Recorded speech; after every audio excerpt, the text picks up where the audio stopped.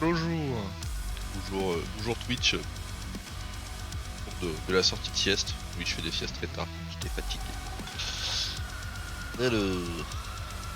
Bon, ceux qui ont le titre, on va se mater tranquillement la conférence Xbox là. L'ouverture de la Gamescom. Je crois que logiquement j'ai fait une petite scène genre comme ça. C'est la même mais inversée. Là, ça va voir la vidéo et ma tronche. Alors, hop, hop. Bon, en attendant, par contre,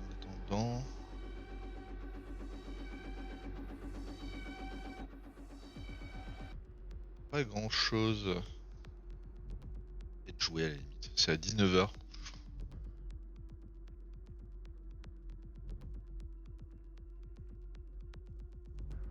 Qu'est-ce que j'ai mis? Y'a rien sur Twitter.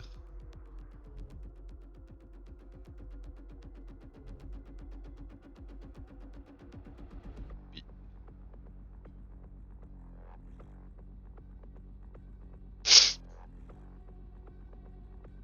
C'est bon.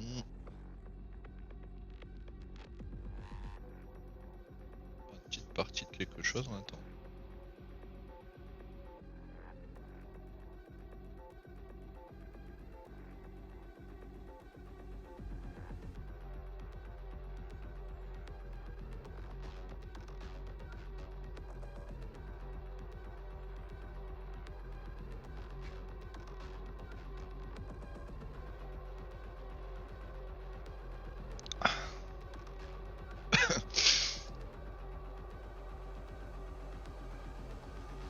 Ah, je voulais faire le début de Doom Eternal à la limite.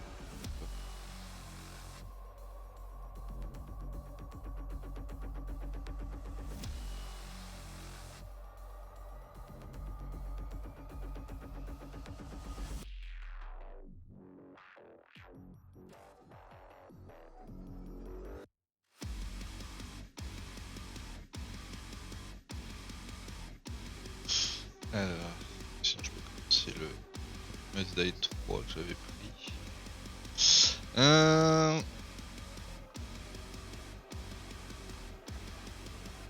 Combien de temps? 25 minutes, ouais.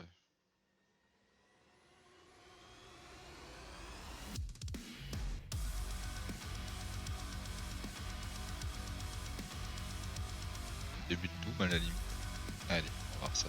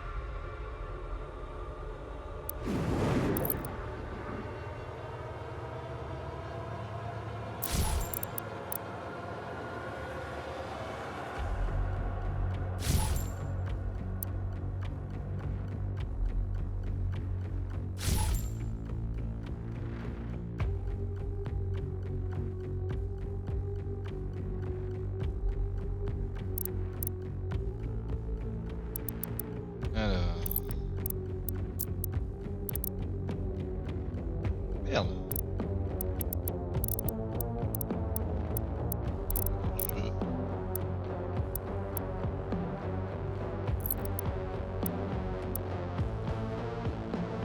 J'ai entendu la grosse musique.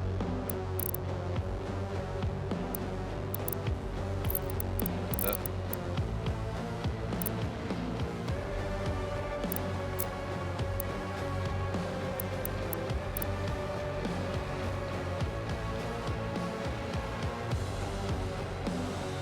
Chiant ça.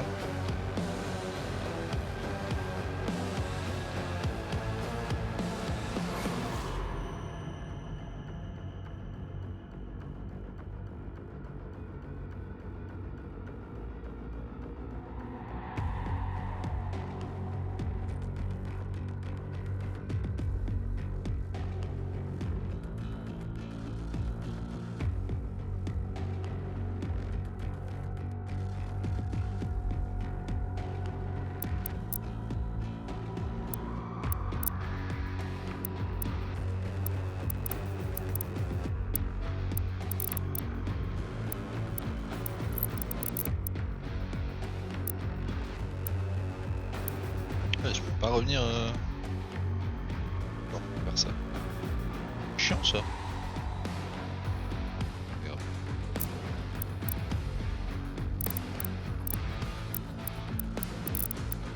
Ils sont pas trop forts. Alors.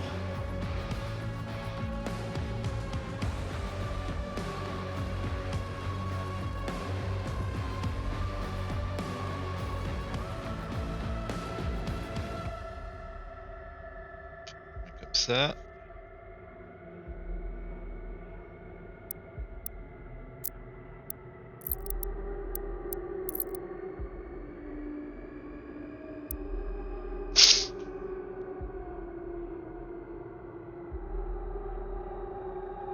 Une véritable tueur de démons devait d'abord maîtriser toute votre arsenal. Ok.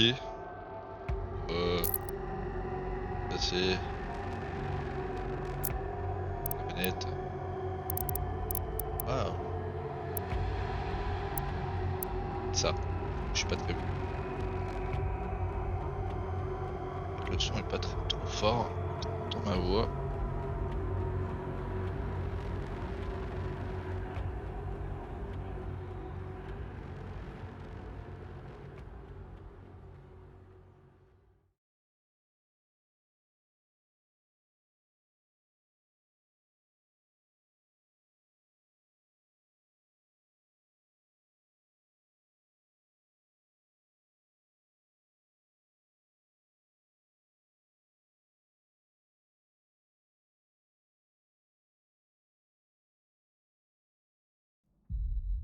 Face à tout le mal que l'enfer peut enfanter, toute la vilainie que l'humanité peut produire, nous n'enverrons contre eux que toi,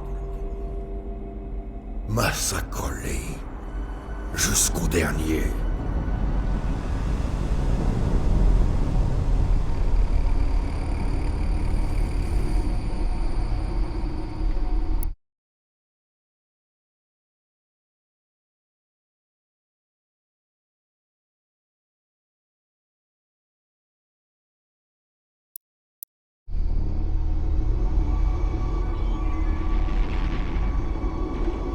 Y a rien qui les retient.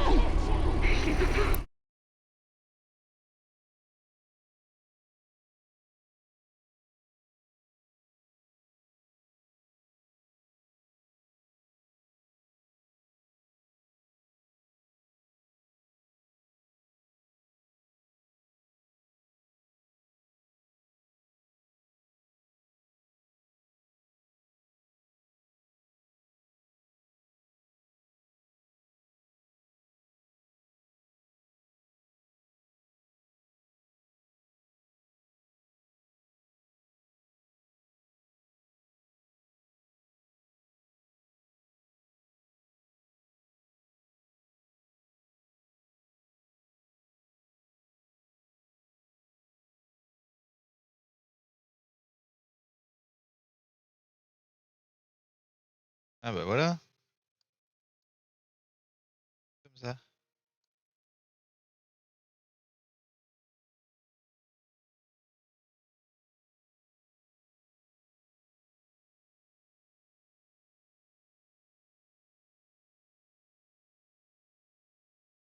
Voilà.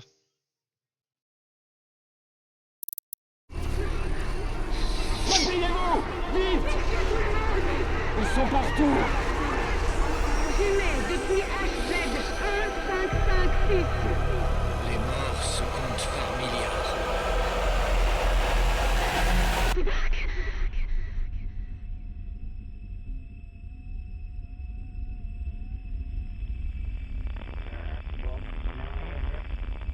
Maintenant, mes frères, prions. Prions pour s'allier. Pitié! N'importe qui! Si quelqu'un m'entend! S'il y a des survivants!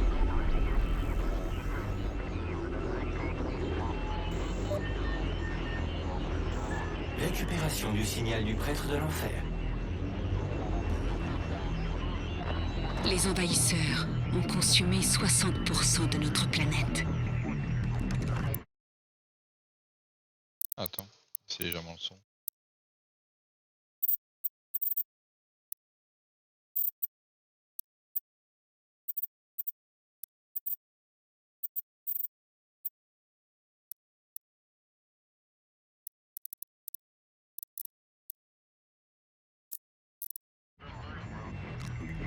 Voilà.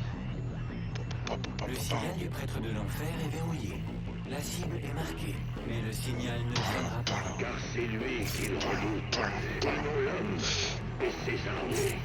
Ils craignent la marque de la bête. Attends.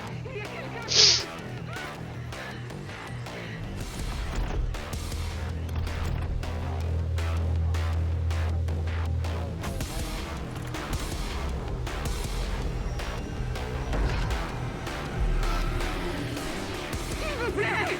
Pitié! Pitié! Pitié! Aidez-nous!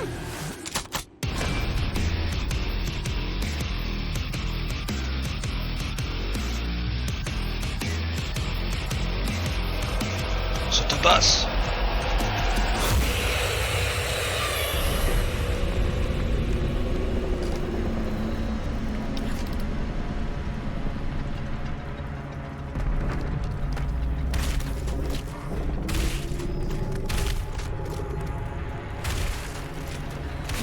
Bim. C'est quoi ce bordel? Ah mais je crois que j'ai activé la flûte. J'aurais pas dû. DLSS. Passing, on va enlever ça déjà.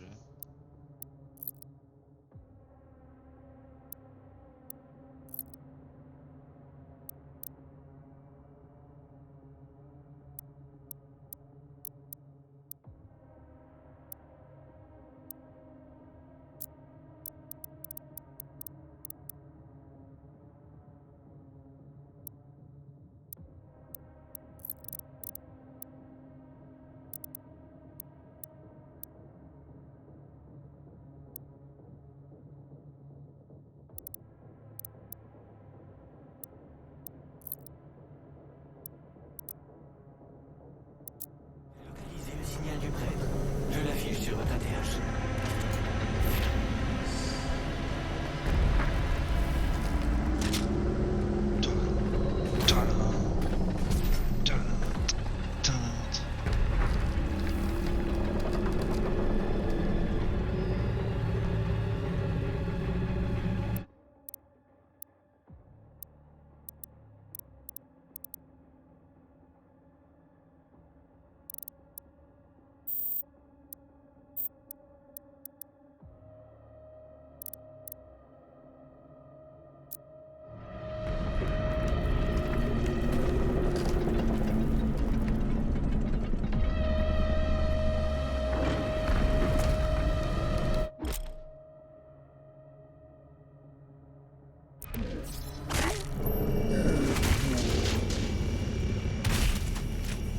Rapide. Hein.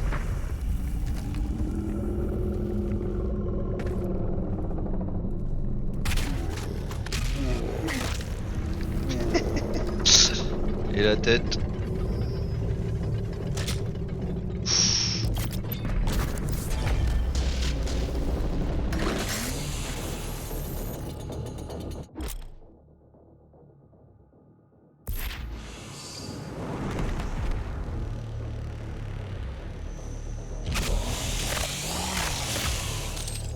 Attention, il y a de la violence.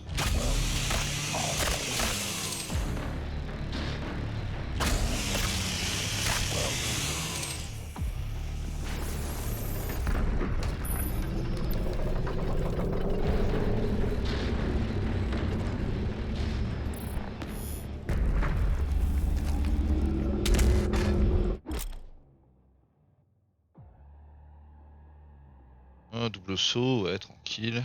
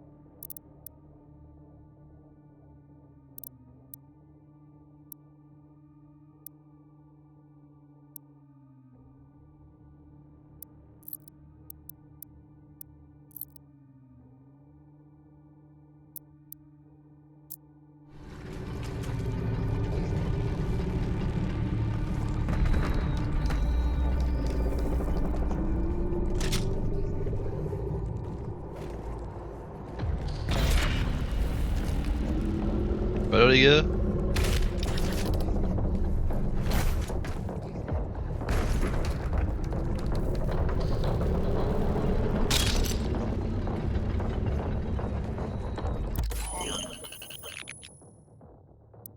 Ah cool.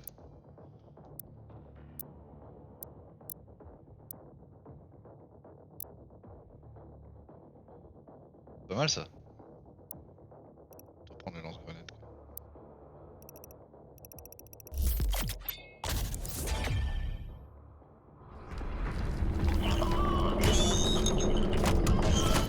C'est mon gars.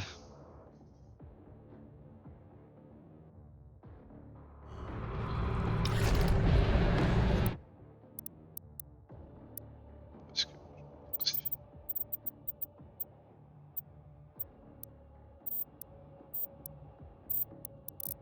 Ça. Putain.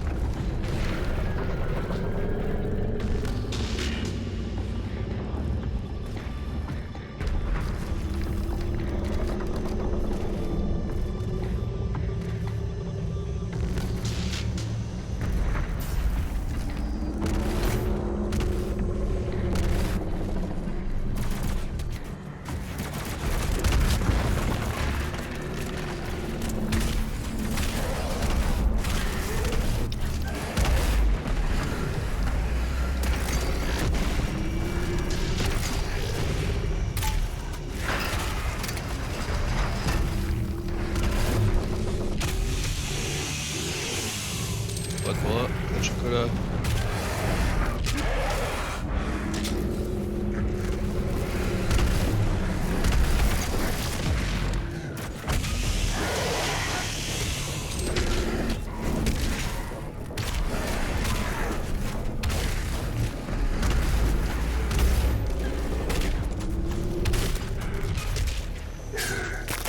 C'est énorme.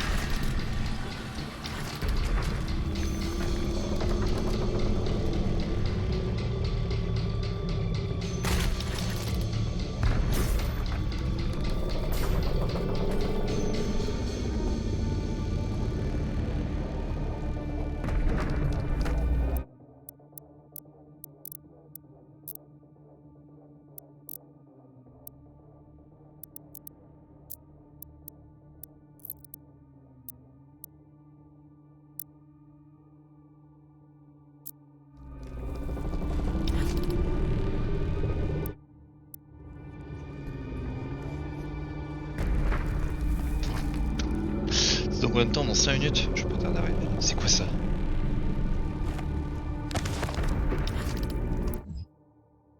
Armée infernale. Oh, ça fait peur!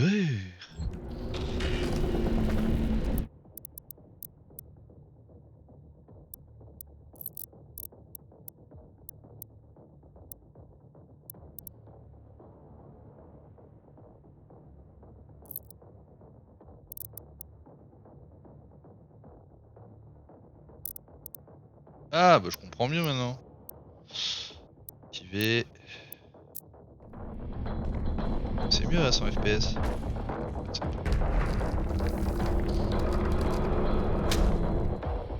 Bim. Palin, palin, palin, palin.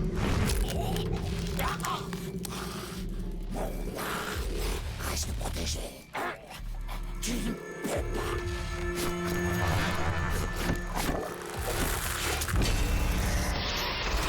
Il y a un scénar maintenant dans bordel.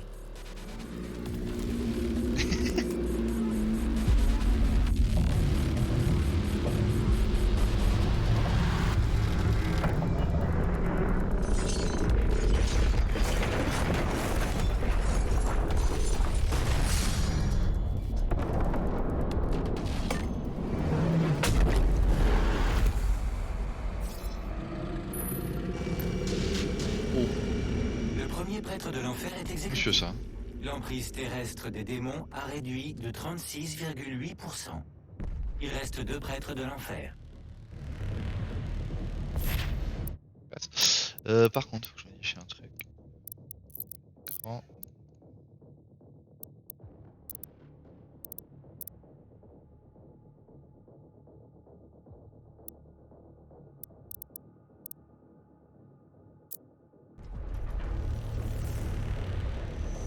C'est rigolo, mon jeu.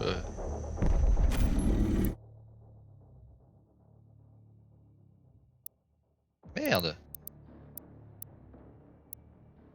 Planté. Je vais quitter.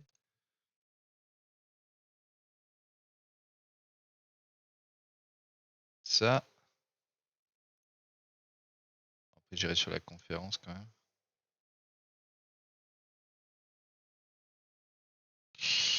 C'est quoi dans 5 minutes? Ok. Changer là. La catégorie. Hop. Voilà. À jour. Je vais juste lancer Doom pour voir au niveau des réglages.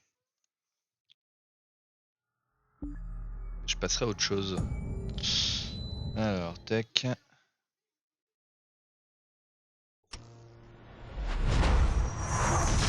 19h. Ouais, j'ai le temps de régler juste ça et j'arrive.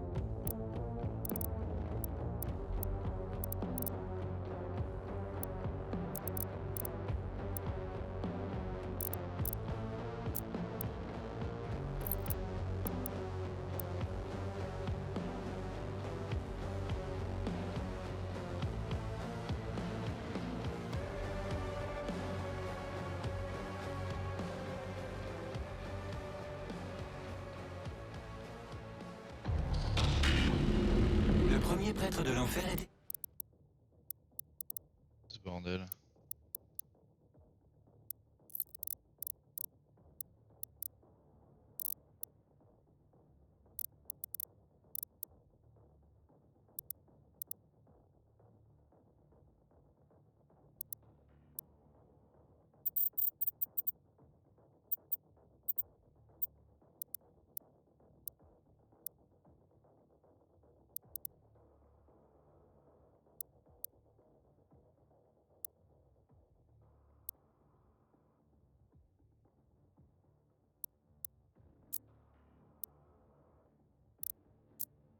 exécuté.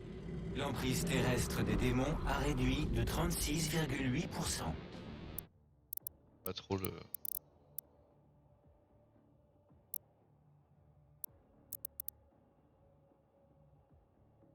Bon, je vais arrêter là, je verrai plus tard pour le réglage. Je comprends pas trop la logique. Alors, on va se mettre la conférence. Hop. Ça. Tac. Tac. Hop. Tiens, ça doit être ça.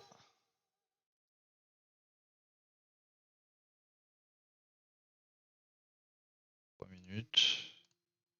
Mit den Fans, die auch Rede und Antwort stehen. All das macht diese Gamescom Das ist en wirklich allemand. einzigartig.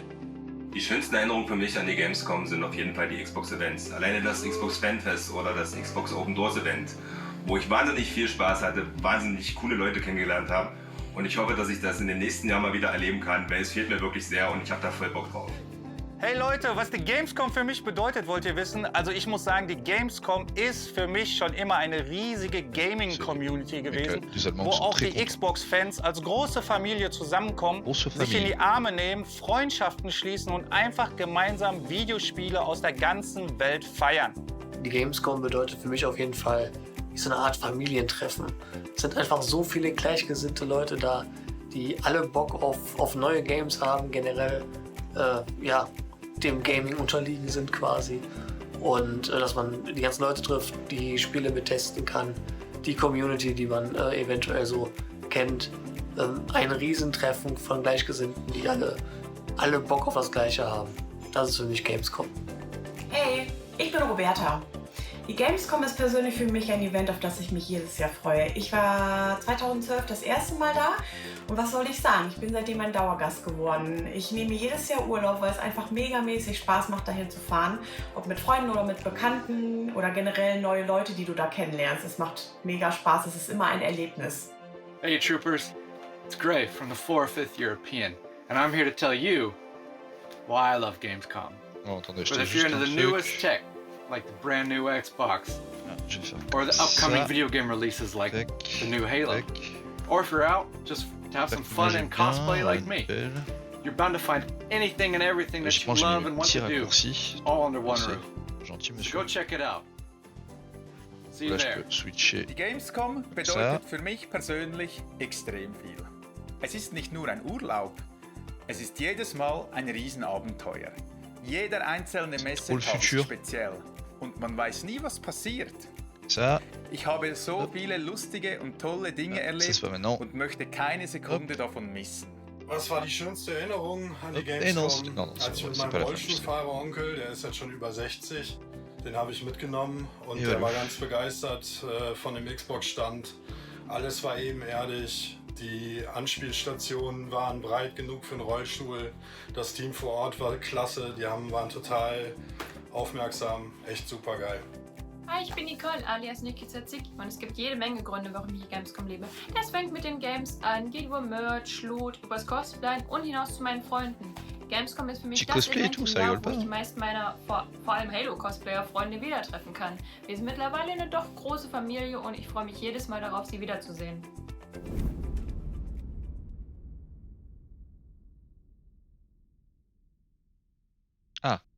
Un trailer. Hop, hop. Je passe en mode hop, voilà, et je vais enlever mon. Évidemment, je vais enlever mon. Je vais m'intégrer dans le fond. Paf. Un. Tac. Adieu. Hop.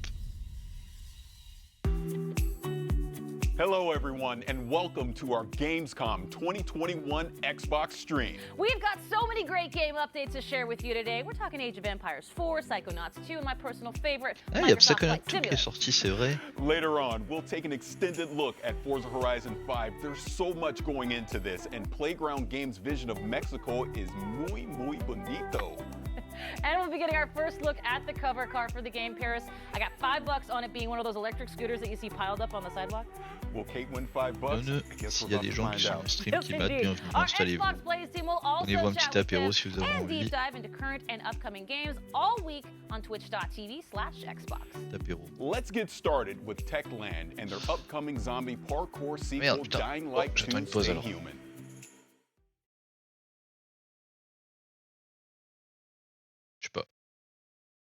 Hello, I am Tymon Smektawa, Dying Light 2 lead game designer, and this is Dawid Lubryka, animation director. Hi. We can't wait until December 7th to finally give you Dying Light 2 Stay Human, the game we have been working on really hard for the last few years. We're hoping the gameplay video you're about to watch will give you a foretaste of parkour and combat systems waiting for you in the game.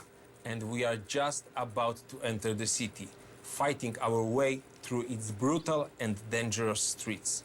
Though, as you will see in a moment, there are plenty of things you can use to your advantage. So watch closely, look for special combat and parkour moves, and check out how with just a bit of creativity you can combine the two. Ready? Let's go. Ready? Let's go. Sometimes I wonder what this city looked like before all this. Probably like many others. People had their ambitions, plans, lives. Now it's all gone. The virus started it, but it was the people who made the world the way it is. This city, Villador. They tell me they had a vision. Bon, moi la Dying Light j'ai fait le 1 mais j'ai pas fini. Parce que c'est super long, mais c'est vachement bien, les déplacements sont super cool. Le système de combat est correct quand tu commences à avoir des grosses armes, c'est assez rigolo. Et le 2 apparemment ils ont intégré des espèces de choix qui ont un impact pour la suite. People stood against each other. War broke out. Was it a little bird? Met a broken leg? Hope died.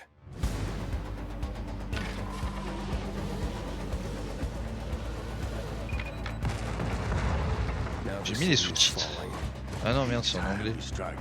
Lutte. Ils ont des sous-titres. But I can't let that happen. At least, not yet. I need the secrets the city holds. Oh, fuck. Hey! Still some rats here. I have to pick a side. The bazaar needs good people. À voir. Hein. Great so far. I have to make a difference. Let's check and see.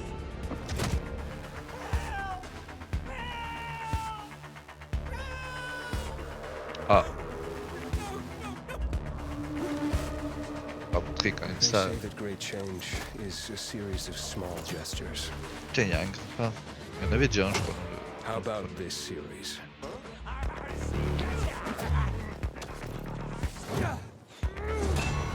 Oula. Les combats, ça va pas l'air d'avoir trop évolué quand même. Ah, ça c'était cool là, le coup pied sauté là, avec les deux pieds en avant. Bim! Is all hope really gone? We'll see about that. Well, that was an exciting trip, wasn't it, Timon? Did you notice those bandits in medieval-like armor passing by skyscrapers, banks, and large billboards? That's what we call a modern Dark Ages. And it's a very unique design, one very important for the plot of Dying Light 2. But there's another thing that stood out to me, all those parkour moves that you and your team has put so much effort into. Well, all you need is a few thousand of animations, cooperation with professional tracers, mock-up sessions, and invaluable help from David Bell, whose face and moves player will see in the game. No, yes, right. And we've got twice the number of parkour moves compared to the first game, and we are showing some of them in this trailer. C'est bien ça, les animes et the tout, c'était vault cool. kicks being the most important to me personally. It brings a whole new fighting style into the game. The player can stagger an enemy and use them to perform further attacks, for example by rebounding from their bodies, jumping off them onto other foes, and so on. I think we captured the movement really well and made it quite simple for the players to perform. I can't wait for them to try it out and tell for themselves how much they loved it. It's definitely going to be useful. The city's buildings are higher than anything we have done before, improving its verticality. Players will need to find a way to reach those tall skyscrapers and other challenging spots too. Then it's good we scattered some helpers around, like a paraglider, which can support players in both parkouring and combat. Exactly, and it's gonna do great, especially in fights against humans, which are more frequent and important than in Dying Light 1. It's been over 20 years since the events from the first game, so people adjusted. They are much bolder now, at least during the day. And they are more vicious too. And I think that's a great summary of this discussion. Pre-order Dying Light 2 and explore its vast, complex world on December 7th. Se descend. Putain, il va y avoir Thanks, masse de David. jeux encore. Thank you. Je vais voir un trailer de Forza Horizon. C'est trop beau. La voiture, ça fait vroom vroom. For the first time in the storied history of the franchise, Microsoft Flight Simulator launched on a home console with the release on Xbox Series X and S last month. Reviewers and gamers alike were blown away by how well the stunning visuals and the depth of the simulation translated to the console, and that's why I'm extremely honored to welcome the head of Microsoft Flight Simulator, York Newman, to the stream. York, thank you for being here. The last time we met was at the Xbox Game Showcase, and it was getting ready to come out on consoles. How did that go? It went great. As you said, the reaction to the Xbox console launch was really just amazing. Veste de pilote. Both from Xbox gamers and from the press, they've been so gracious with their feedback. I don't know if you know, but Flight Simulator is one of the highest rated games on Xbox this year, which I think is just great validation that the translation of the simulation to the console has really worked well. Our usage numbers are through the roof. We are absolutely shattering franchise records, and I can tell you there have never been more people playing Flight Simulator than right now. So it's an awesome time. That is awesome. Congratulations on the launch, really. But all right. I want to go to the danger zone. So what's going on with Top Gun? There's so much going on, Paris. So you and I talked about Top Gun Maverick earlier. The fans are super excited. They saw the FA-18. They can't wait to start flying. And as you know, it comes out later this year as free DLC alongside the movie.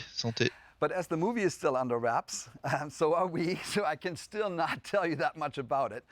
But there's so much else going on even before Maverick. So we are continuing to do our monthly big releases that we've been doing for a long time. And next month, on September 7th, we are launching World Update 6. And this World Update, I mean, at the beginning of the show, if you remember, there was a little red plane flying into Cologne. Well, we did that because World Update 6 updates that region, the region of Gamescom. So Germany, Austria, and Switzerland. And what that means to us is we have new aerial and satellite images. We have a new elevation map that helps us with the mountains. So the Alps actually look awesome now. We have new 3D cities like Frankfurt and Wuppertal in Germany. We have Basel in Switzerland. We have Vienna and Graz in Austria, and those cities look just amazing. They have like 7 centimeters resolution. It's awesome. But we want to celebrate the entire region, so we picked 100 of the most scenic places, the most famous landmarks, and we call those POIs. And we sort of spread them throughout the simulation. And we also added airports. We did Lübeck and Stuttgart in Germany, and Klagenfurt in Austria, and St. Gallen in Switzerland. And what it ties it all together is missions. We're having new discovery flights, we have new landing challenges, and we have new sort of tours of the country. So they fly you around all the awesome looking places and really celebrate the beauty of this region of Earth. And this is a celebration of DACH, of Germany, Austria, and Switzerland. I'm so happy to be able to announce the date here at Gamescom. Le stream, c'est gentil. You know, that is really incredible, all the different regions and everything that you're going to have in the game, and the way that you're going to be able to actually highlight those.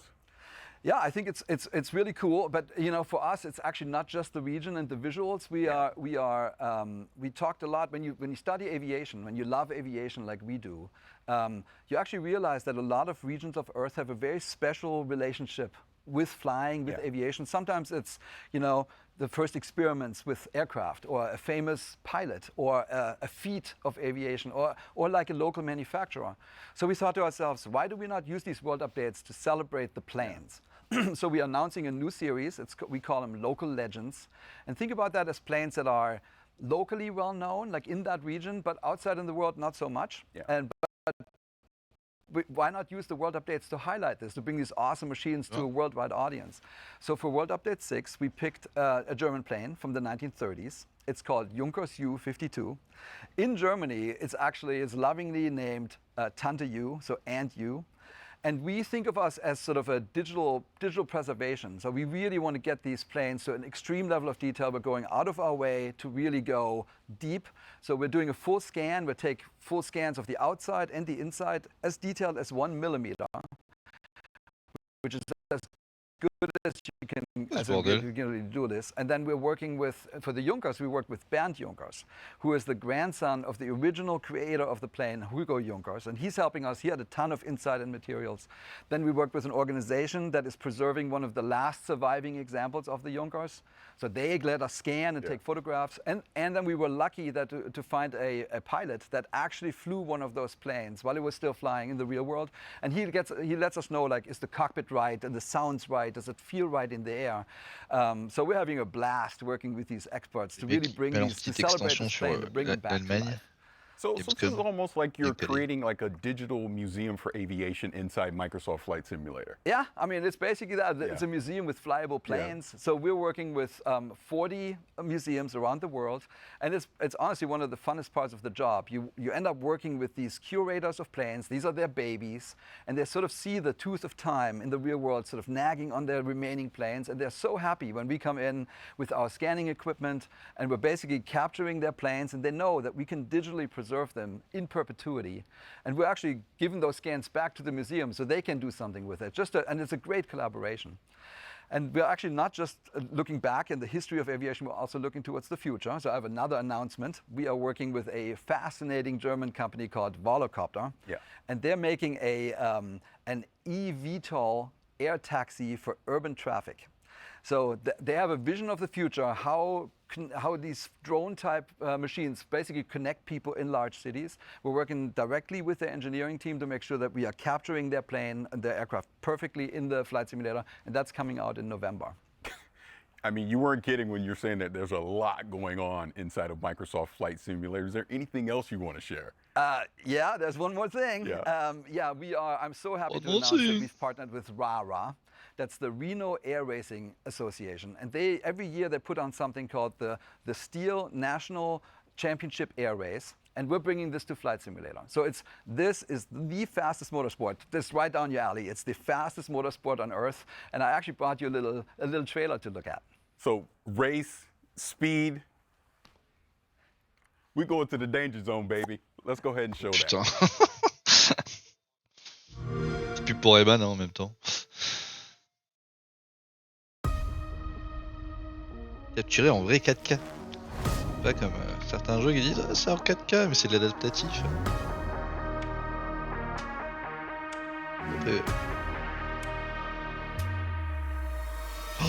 Oh les beaux avions. Putain, oh là là. Ah c'est des courses d'avions. Ah c'est cool ça.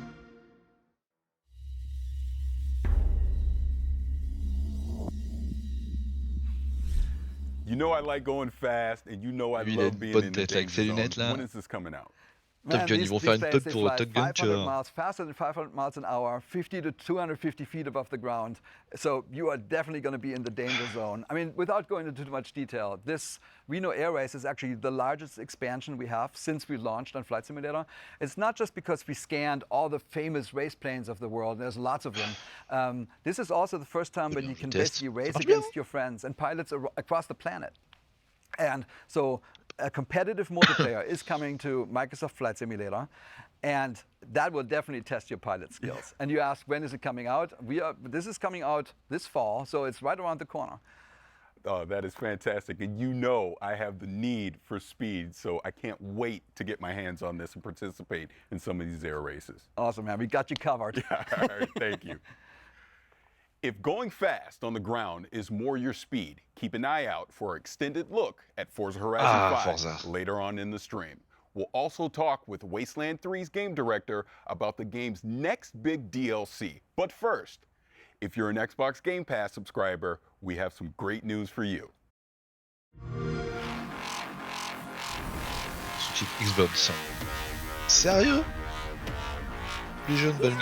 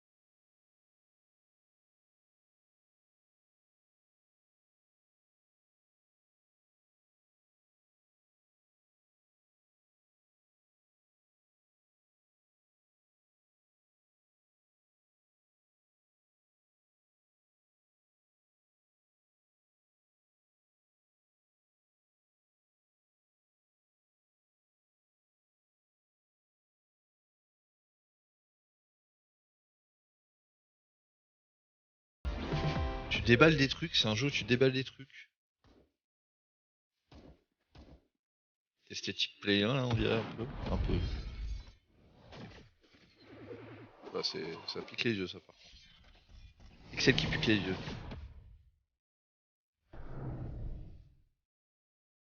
J'avoue les point and click je suis pas très bon. Enfin, j'arrive pas à... Ça dans le Game Pass. Putain ça a l'air cool le petit jeu de bagarre là. Je retiens le...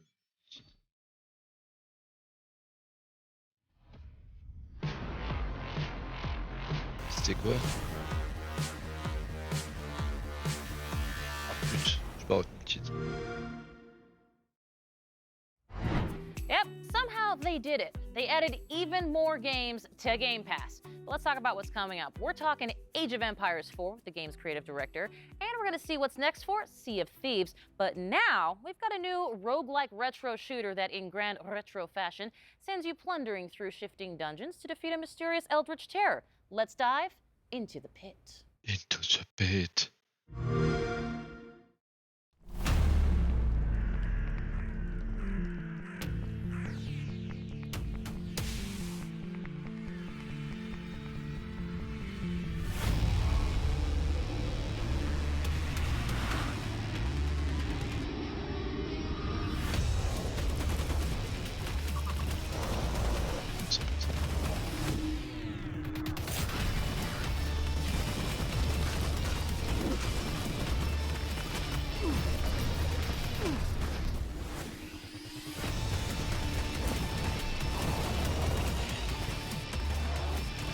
Roguelite ça encore. En tout cas ça a l'air.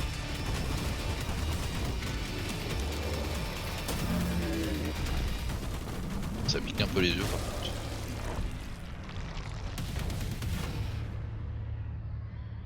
Esthétique à la Doom. Ah c'est Humble Game encore? Ah bah dis donc.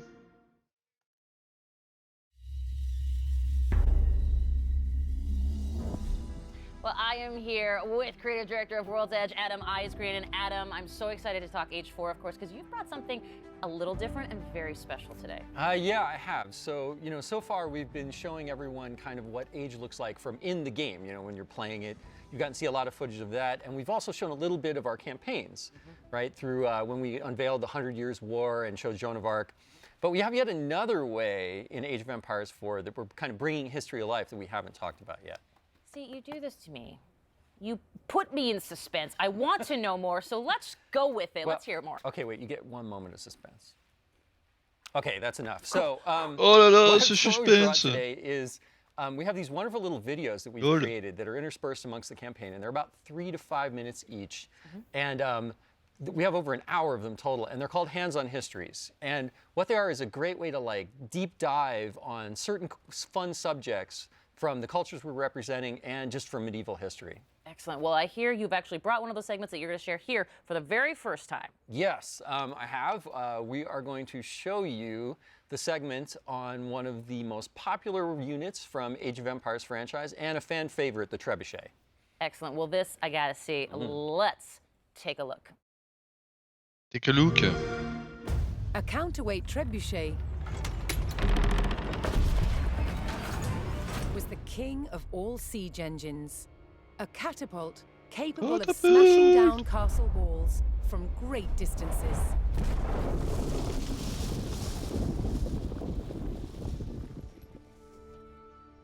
At Warwick Castle in England, they've built a replica, one of the largest in the world. Originating in 7th century China, by the 13th century, trebuchets had evolved into devastatingly powerful weapons.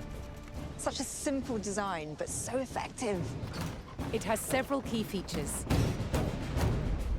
A pivoted arm with a weight at one end, and a sling to hold the projectile at the other. Quoi. Ça c'est pour tous les fans de jeux de rôle grandeur nature. Using tread wheels. So this is one of the wheels, one of two that's attached to an axle, which would lift the counterweight, weighing 6 tons. Catapulter en it's direct. based on muscle power alone. What's essential about launching a projectile as far as possible is making sure that this end of the arm is moving as fast as possible. So once that weight drops, it really sends this point of the arm moving at its highest velocity. This was done by positioning the pivot close to the counterweight and by launching the projectile from a sling. When released, the sling whips round, vastly increasing the launch speed. Trépied? Non, c'est pas un trépied. Comment ça s'appelle ça? Chérie, comment ça s'appelle? Ah non, trébuchet. Like modern guns. In order to weaken the castle walls or even breach them, you had to make sure that the projectiles hit the same spot every single time. For each projectile to follow the same trajectory, they all had to be the same weight and shape. To achieve this, masons used a gauge. Now, I'm going to load this projectile into the sling. Oh, this one must weigh about 25 kilograms, but some projectiles can get up to 150 kilograms. That's the weight of 2 men. Trebuchets were also used to throw burning tar, beehives, even dead bodies. Anything to cause maximum distress to the enemy.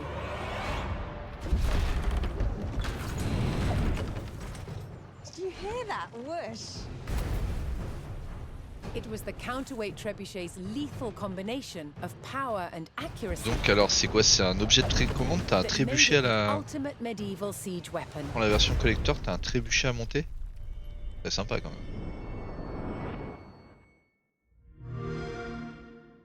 On aurait pu le proposer au moins une version. You know I'm gonna say trebuchet. Don't care because that is awesome and remarkably unique, something you don't see in games very often. Yeah, so you know, one of the things when we were looking at what we were going to do with Age of Empires 4, there's a phrase I'm really fond of, which is history is only as interesting as the people who taught it to you. And you could say that about any subject, really, right? But I think the great thing is when you have someone that's so enthusiastic and passionate about history, it really comes across. And we wanted to be that kind of teacher for history. And there's a phrase called humanized history that I use to kind of describe what we tried to do, which is we tried to like connect past and present. And you can see that kind of in our briefings as well, where we've got like real stuff with like CG kind of overlaid to show you the history.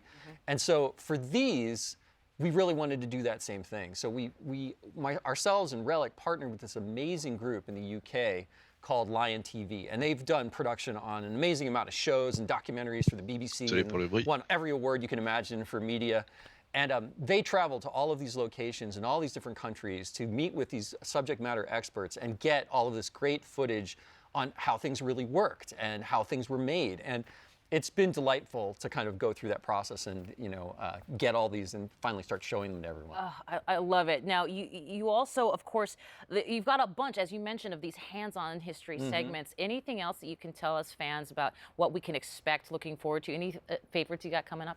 Oh, well, favorites. Oh, man. Well, I think my personal favorite is one called Medieval Surgery. Oh, and I'm going to let your imagination go with what we might show and what we might talk about in that one. Yeah. But the thing I love about them is that they go all over the place. So, you know, we've got ones on warfare and castle building and like how they kept flaming arrows from not going out when she shot them. And so...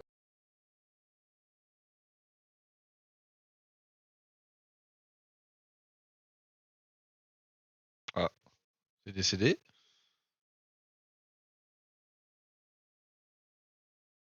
Je disais.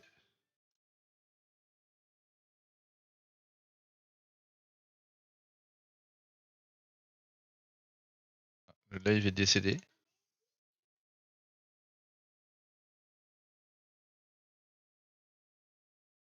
LOL.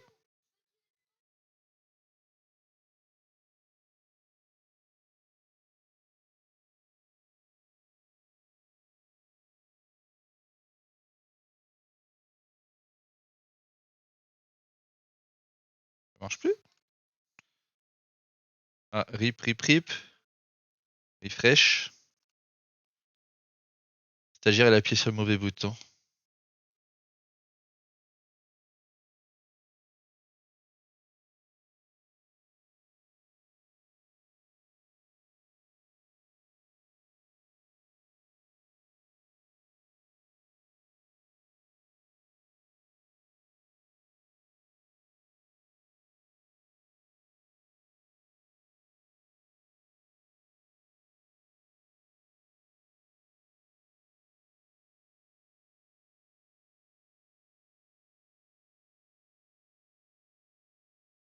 crois que c'est bon, c'est bon. About where people can find and learn more about Age of Empires 4. I know they're all chomping at the bit. Oh, well, you know, October 28th, we are launching the game.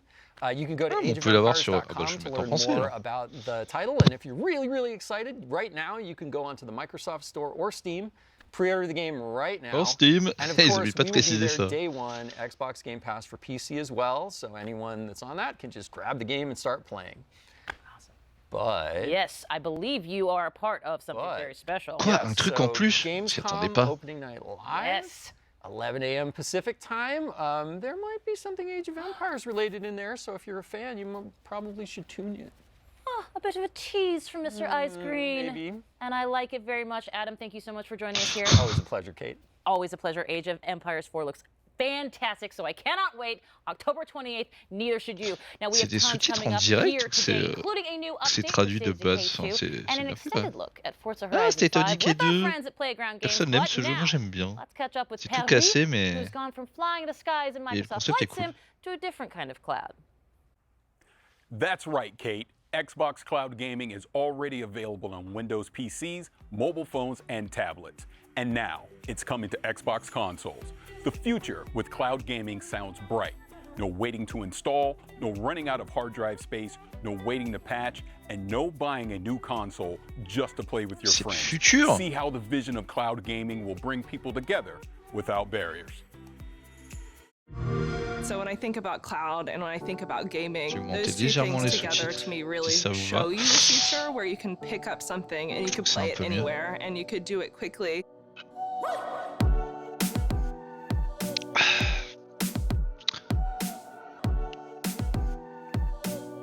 Merde, désolé, j'ai le curseur sur. Cloud gaming is phenomenal. That's pretty great. Quoi, le cloud gaming c'est phénoménal. This actually looks so good.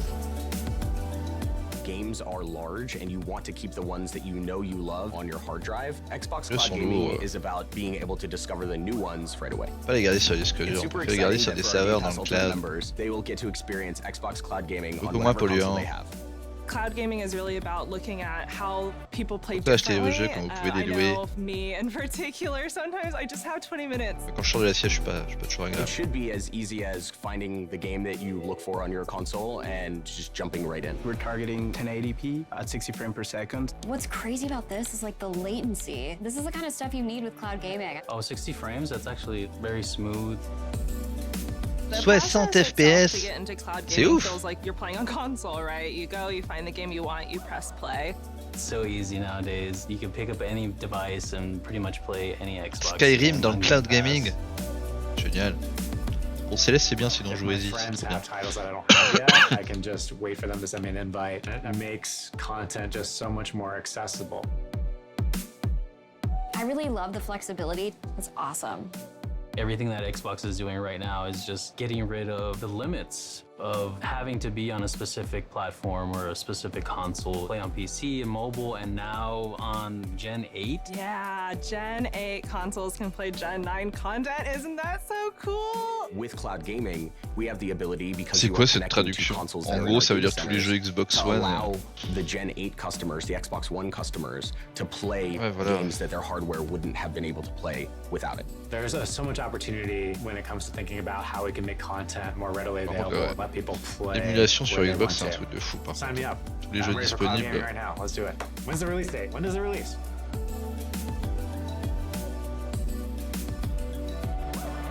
Je crois que c'est Game Pass Ultimate, non?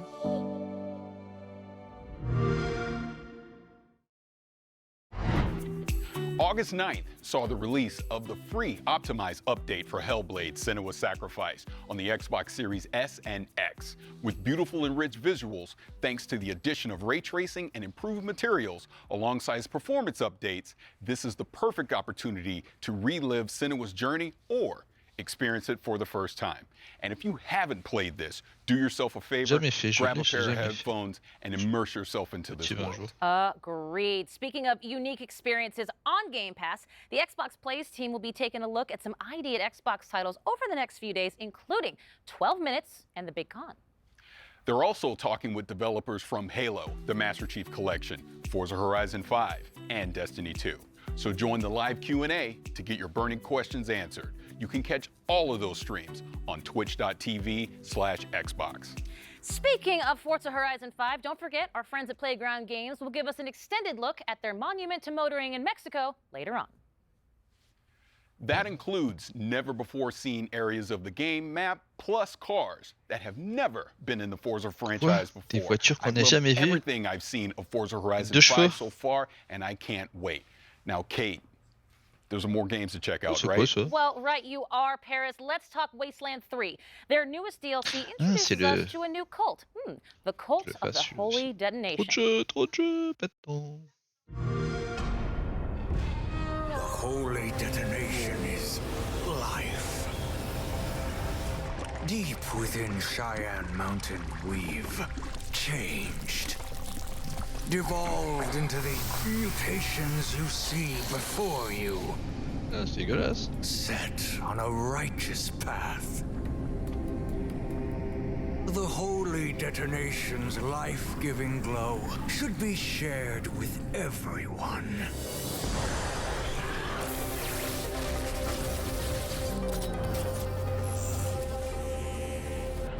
May the light of the Holy Detonation purify you. Join us, Rangers.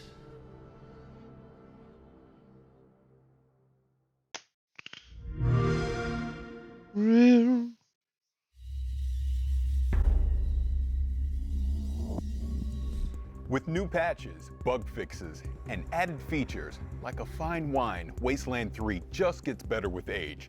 To really savor the game's bouquet, we're talking with NXile's game director, David Rogers. David, thank you for joining us. I'm super stoked to be here. Thanks. So in the trailer, we saw that the DLC is coming out on October 5th, but we know, NXile Wasteland 3, you guys have been working on this for a very long time. So can you kind of talk about that journey? Yeah, our dev team has been working nonstop, full tilt, trying to make Wasteland 3 the best version of itself it could be.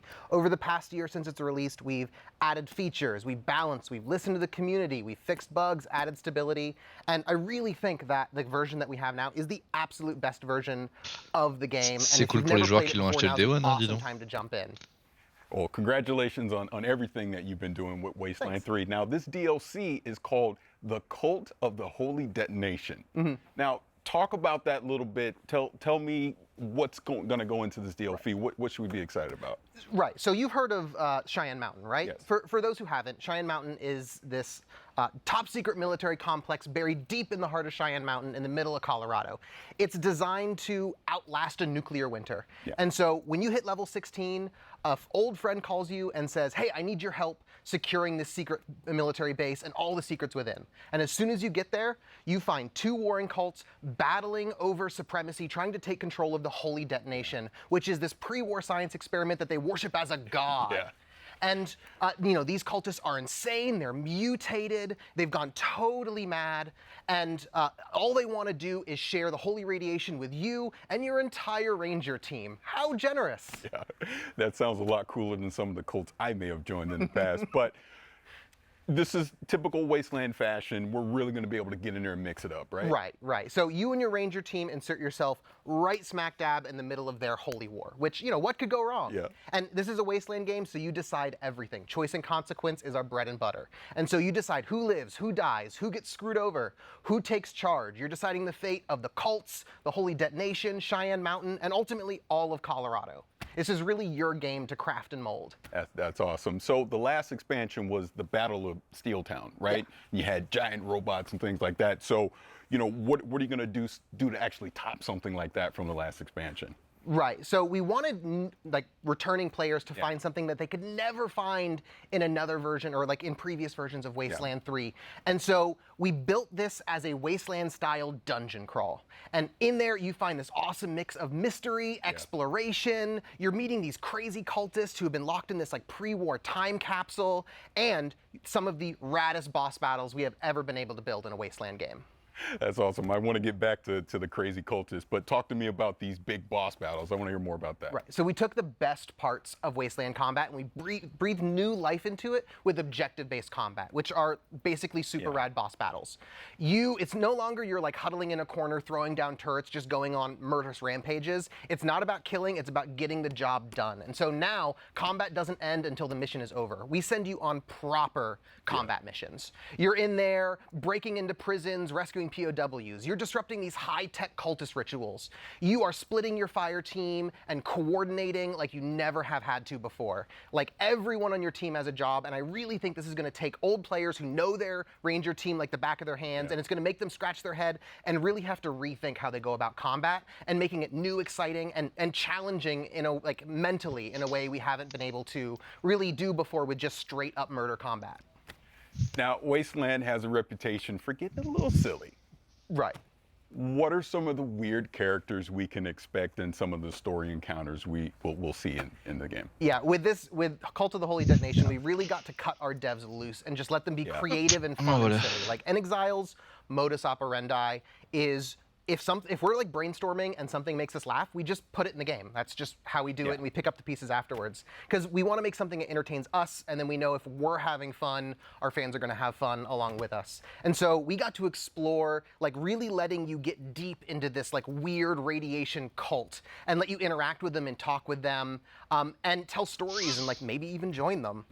And so like for instance, one of the characters you meet, one of the first cultists you meet, is this slathering beast. He's got like claws and fangs and spikes jutting out, and he's drooling, but he's like the nicest guy in Cheyenne Mountain. Like you meet him and he's like, hey guys, you should like come in here and like soak up some of these rads, it'll be great. And he Sherpas you in and lets you meet the whole cult. And another one of my favorites is the Proteus. He's what you get if you took like 20 cultists and you like melted them into a big pile, kind of like I would do this with like a magnifying glass. I would like melt like army guys and like GI Joes into a big pile, and he's wet and sloppy and gross, and he's hard to understand, and he needs a translator supposedly, but he's like your #1 fan. And getting to build like this totally out there wild extreme character was a ton of fun to write for. It's a ton of fun to like explore like what makes this cult tick, and he's an absolute blast. Hell, even some of the weapons that you find in Cheyenne Mountain, they're devolved cultists. Like there's one guy and he kind of devolved into this like vomiting bagpipe creature, and he has this real like kill me vibe about him.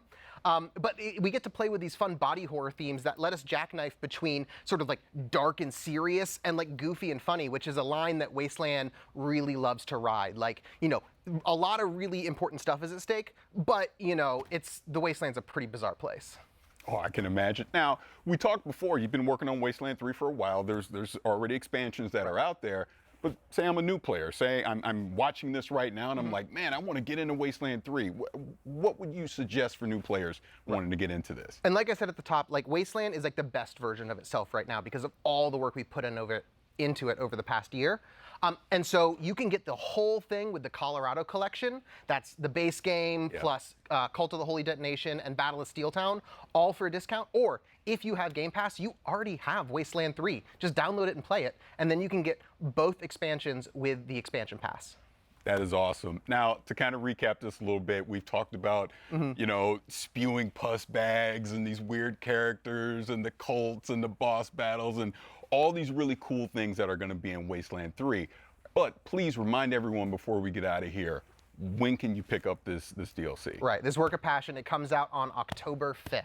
And we're really stoked. That is awesome. So this is the Cult of the Holy Detonation. Cult of the Holy Detonation coming October 5th. David, thank you so much for joining us. Thanks, Barish. Appreciate it. All right. In the 3 years since its launch, Sea of Thieves has played host to some incredible crossovers, including unique ship sets inspired by games like Battletoads, State of Decay, Halo, and more. Today, we're excited to announce a brand new special event that will award players an all-new ship as a part of the latest wild crossover heading to Sea of Thieves. Better yet, this event begins tomorrow. So get ready to make some mayhem, and let's get our first look at this very special ship. Putain, le bateau Borderland, quoi.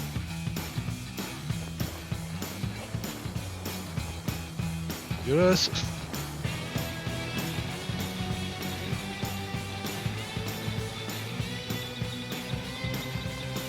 clap-trap dessus. Ouais, vite fait quoi.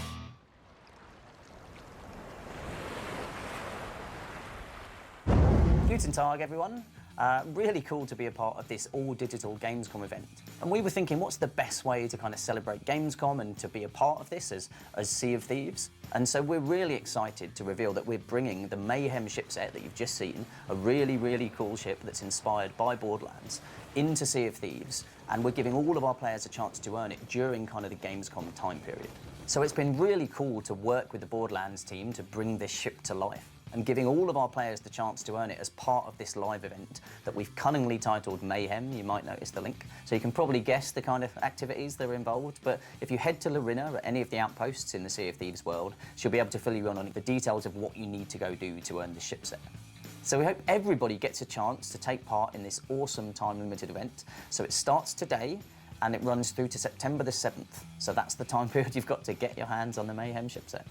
And I think that's it from me. So, as always, I will see you on the seas.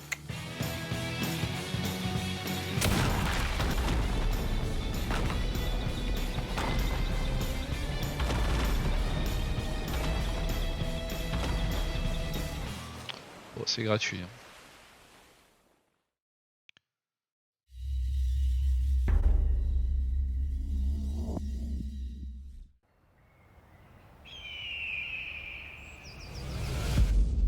Hope.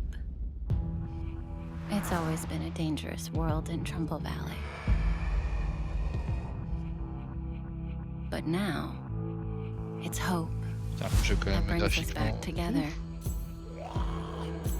J'espère que le 3 va améliorer ça. It reunites old friends.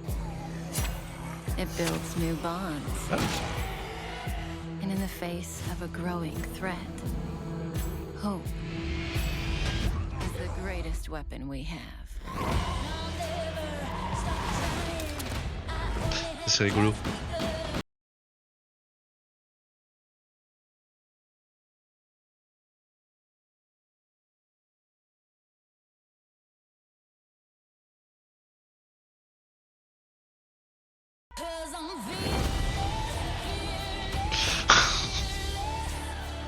Ah ouais, une nouvelle carte.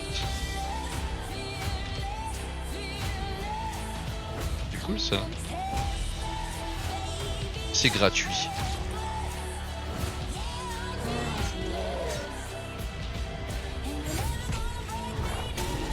C'est mon plaisir coupable, State of Decay, j'ai dû passer 100 heures ou 150 heures. Non mais c'est la map de l'extension en fait. Ah d'accord, c'est des gros malins. Oui, ils rendent disponible en mode libre la map de Just like zombies themselves, it seems everything old is new again in State of Decay 2. And we have a guest to walk us through this Undead update. Please join me in welcoming Undead Labs Director of Communications, Wanda Russell. Hello, Wanda, how are you? Hello, I'm great. It's great to be here, talk about the Homecoming update releasing on September 1st. We are very excited to get this into players' hands. You are indeed. So let's talk about the Homecoming update. Obviously, we are coming back to Trumbull Valley. We were there for Heartland, the update, back in 2019. Talk to me about the differences, and I'll sit right here and listen, because you're adorable. So Heartland is the story mode within the game, but it's a very linear, narrative-driven experience. You know, players couldn't move their communities there. So that's all changed with the Trumbull Valley map. It is the 5th core open world map. It's fully remastered, and it expands into 2 territories that were completely inaccessible in Heartland. So players can return to Trumbull Valley with their communities, start new communities there, and really start exploring everything that the new map has to offer. So then would Homecoming be a sequel then to Heartland? Yeah, exactly right. So the events in Heartland kind of play out. You see what happens in Trumbull Valley. So we think of it as the 3rd part of our Trumbull saga that began with the original State of Decay game, continued into Heartland, and now we see what has happened since then and what storylines might be coming to a close. So there is a lot for players to discover, a lot of environmental storytelling to find, and you know, things have changed. So this isn't the Trumbull Valley that players might remember. So that's going to be exciting. Interesting. Well, in any anytime you expand something like Trumbull Valley, you just have to have a juggernaut of content, pun intended. Talk to me a little bit about what some of those things are that players can get in on here now in the expanded Trumbull Valley. Yes, a ton of new content. In fact, we're doing something unique with the Trumbull Valley map. There are items there that you can only find on that map and nowhere else in the game, including 12 new hats and outfits, 10 new very cool weapons. We've got 6 new bases, 2 new achievements for achievement hunters. And on top of that, we are adding the game's 12th bounty pack. So that will be available from the bounty broker across all maps. And I have to say, they are some of the coolest weapons I have ever seen go into the game. I'm so excited for people to find them. A juggernaut amount of content, and I don't care who sees that second pun of the day. That works out great. But let's talk about the State of Decay community, because it's absolutely an integral part to this entire franchise. And State of Decay being on Xbox Game Pass, how has that impacted the community? How has that impacted the game? Talk to me about those. It's been fantastic, and you know, we have an amazing community. We love them so much. In fact, one of the reasons we're doing Trumbull Valley as a map is because it was one of the most requested features from the community, which also makes it very exciting for us to be able to say, we did it, you get it.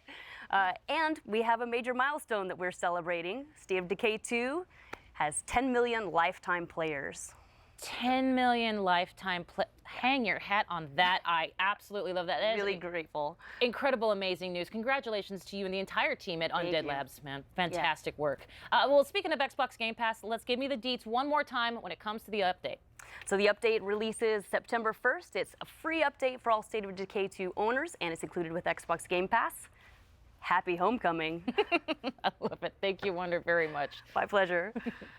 Now we move from Trumbull Valley to the Lost Valley of Akria. This mystical location trades zombies for ancient warrior clans, forgotten temples of long-dead god kings, and a healthy dose of hack and slash. All this awaits in Strayblade.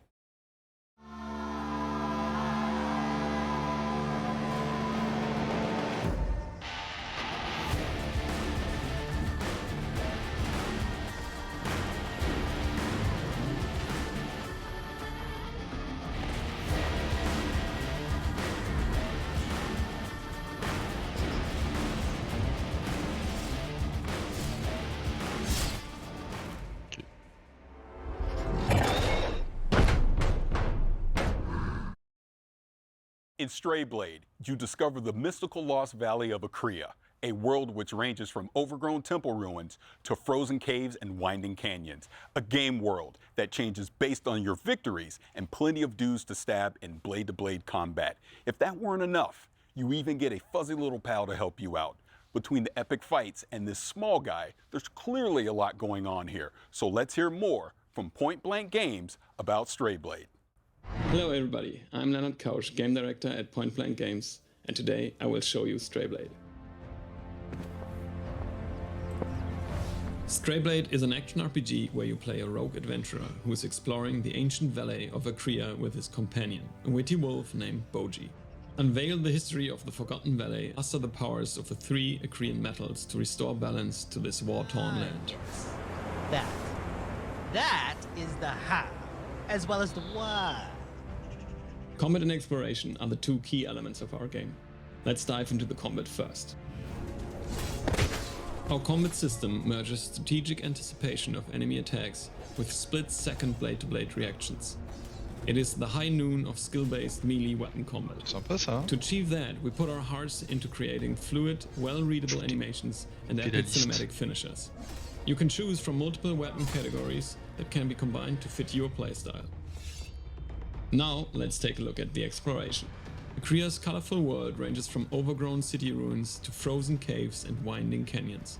Together with your companion, explore the deepest corners of an ever-changing world, bristling with adventure. Every discovery holds treasure. Find rare materials, recipes, weapons, lore pieces, and beautiful places. Change is part of your journey, where every victory impacts the world around you. When you die, time keeps moving forward. Enemy skills stay dead, new foes invade camps that you weakened, and when Boji revives you, only one thing is certain. The change you brought shapes what now awaits you. And of course, get ready for epic boss fights.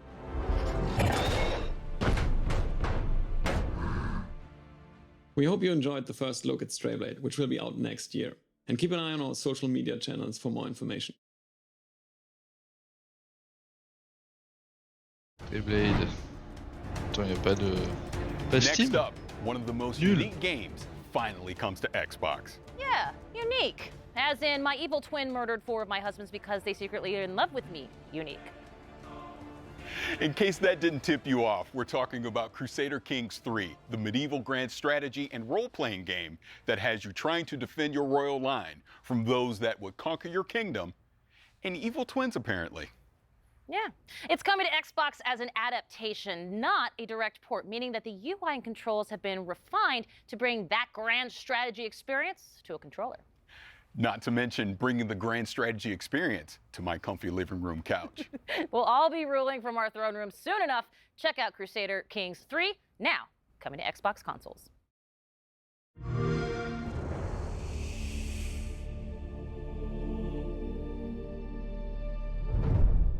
My son, we must never forget the manette sur Xbox, ça. Your father sought his glorious revenge and failed.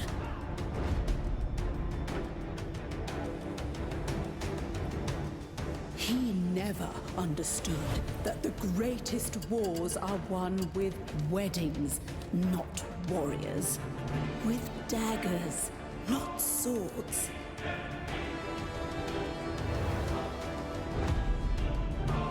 Only the small-minded measure success across the span of a single life.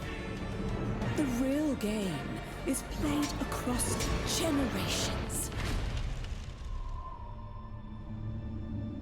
You see, real strategy requires cunning.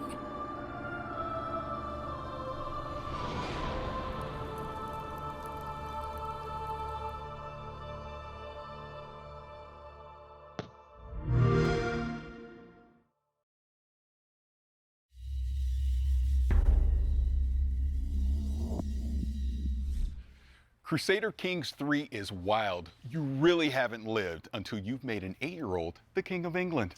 Well, it's nice to have hobbies. We've all gotten into some weird stuff this past year. Weird like diving into people's brains and exploring their mental universes projected into a psychedelic 60s wonderland kind of weird? Exactly that kind of weird, which means I am so excited for Psychonauts to finally get a sequel. It has been so long. There really is something special about Psychonauts, isn't it? There really is indeed. Now, think about this. 2005, when Psychonauts originally came out, was a different time for gaming. Most of the biggest games that year, we're talking Resident Evil 4, Battlefield 2, Call of Duty 2. They were great games, for sure, but they were all big, beefy shooter games.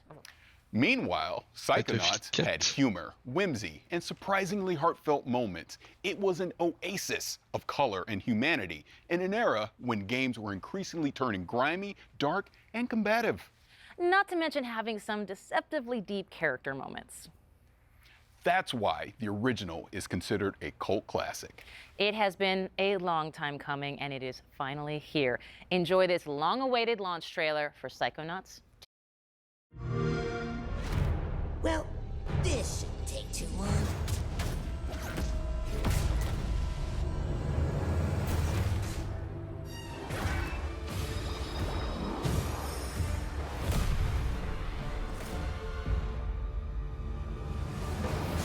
With psychic powers, he dives into your mind. My name is Raz, and I'm the new intern. And today is my first day on the job. Get ready, Rasputin.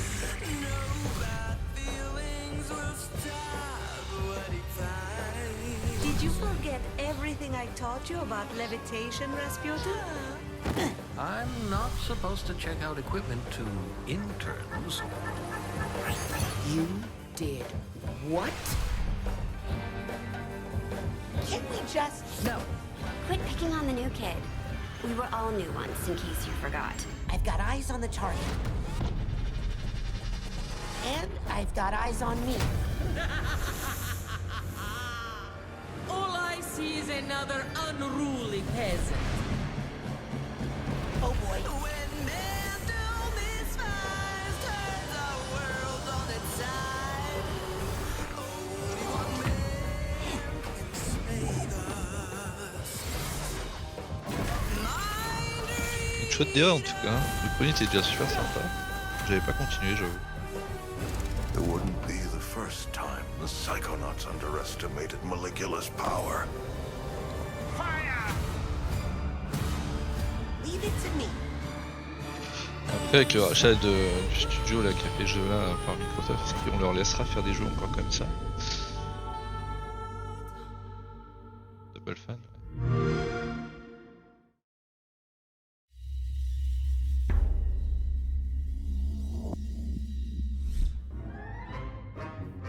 Well, it's clear I could not be more excited for Psychonauts 2 because I gotta be honest, me and that original game, we got some beef that needs settling. If you know, you know, the meat circus level, it is infamous, it is brutal, it is difficult to say the least. It's the final level of the original game that came out, and I cannot believe I'm doing the math on this one.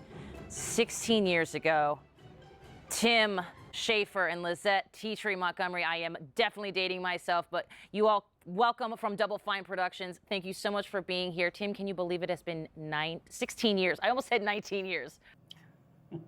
Yeah, it feels like only yesterday, but it kind of was for Raz because the story picks up right where the first game left off.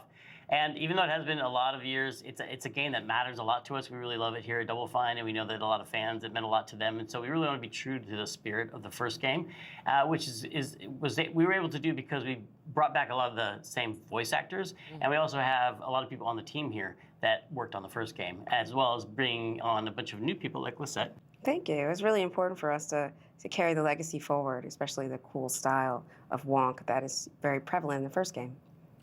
Style of Wonk. Just put it on a shirt. I'm in there for it.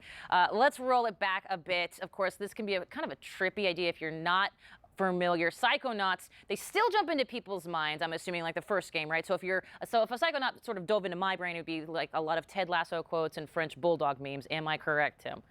Yeah, that's what's fun about a Psychonauts game is that all the levels are different, just like every person is different, based on their personality. If you could jump into someone's mind, what would it look like in there? What would be the color of the sky, and like who would the monsters be? And in Psychonauts, you get to do that because Raz has the power of astral projection. And when he goes in, he gets to fight those monsters and help people deal with their nightmares and wrestle with their inner demons. And so there's a ton of variety, and there's a lot of anything goes. We can go to any location, we can have any art style, and coming up with new levels for the second game was really fun to do. Well, I loved it from the first game, certainly. Let's talk a little bit about how that kind of concept expresses itself in the game world. I mean, Psychonauts 2 has got it all over the place, I'm sure.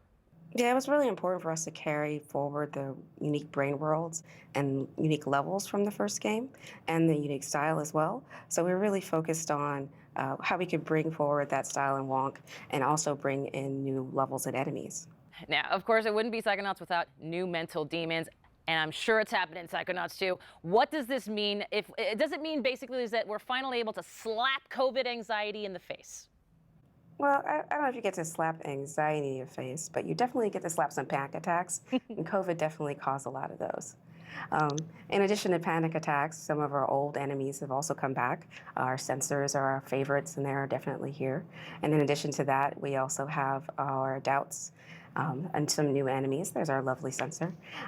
Also, some regrets, some flying regrets. There are a ranged enemy, and they definitely are challenging. Our doubts are our slow, sticky melee enemy. You're also seeing our enabler here. It energizes our whole combat troop. So we have a whole cast that you can battle and fight with. Including the new bad mood. Including the bad mood. Which is... It's an electric storm of feelings that you have to fight. Now, for those who haven't played the original, available now on Xbox Game Pass, by the way, wink. Tim, why is Raz so good at rummaging through brains? Raz he has some very special skills. He has two whole sets of skills, one being the acrobatic skills he learned growing up in the circus. He can balance on tightropes, jump on trampolines, swing on trapezes, and that helps him navigate and get around to all kinds of interesting places. But he also has this other side to his personality, which is that he's a powerful psychic. So he can levitate objects, he can use telekinesis and pyrokinesis. He has these powers which people might recognize from the first game, as well as 3 new powers for the second game. He has the ability to mentally connect thoughts together, and he can connect two thoughts and actually connect two thoughts together to solve puzzles and to navigate in this game. He has the power of time bubble, which is just change and slow down how things are moving by changing people's perception of time.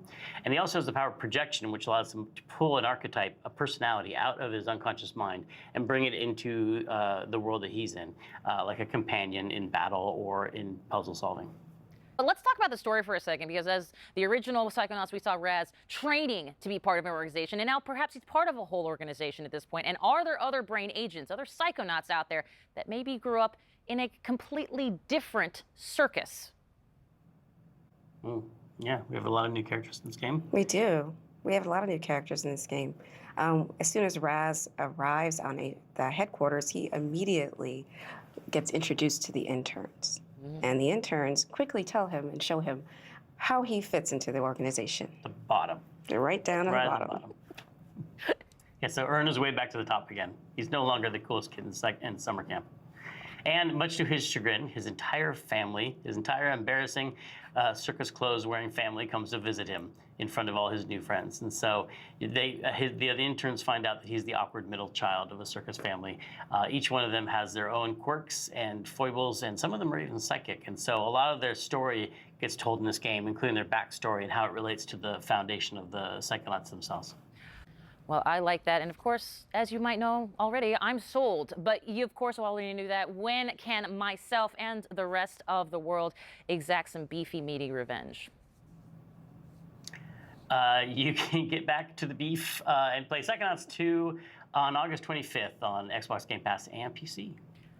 There it is. Lizette, Tim from Double Fine, thank you so much. And you know what? Extend a huge congratulations to everyone at Double Fine on the launch of Psychonauts 2.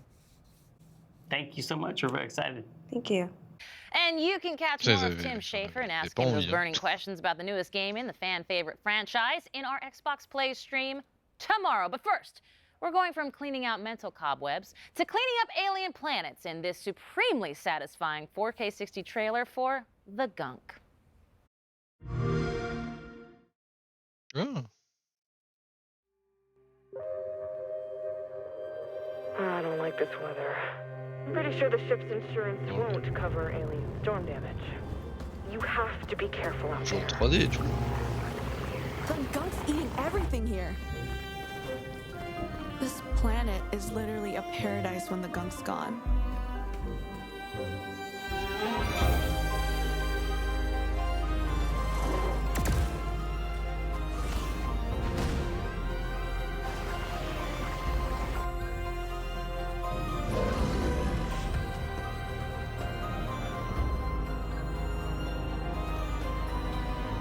Bex. Oh, please, Bex.